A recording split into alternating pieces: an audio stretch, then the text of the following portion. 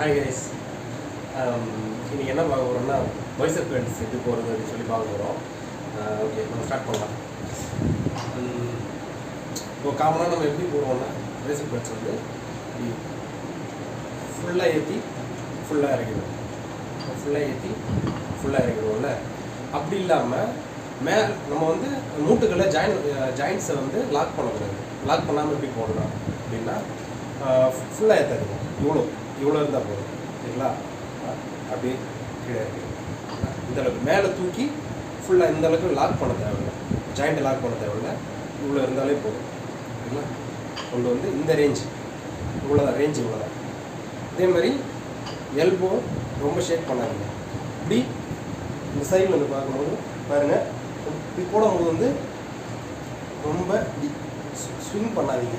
இப்போ ஸ்விங் பண்ணாமல் ஸ்டடியாக வச்சு இவ்வளோதான். இந்த அளவுக்கு உங்களுக்கு பைசப் நல்லா பம்பாக இருக்குது, புரியுதா?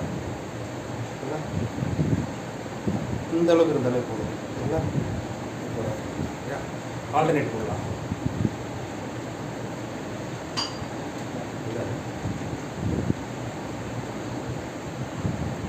உங்களுக்கு நல்ல பம்ப் கிடைக்கும்.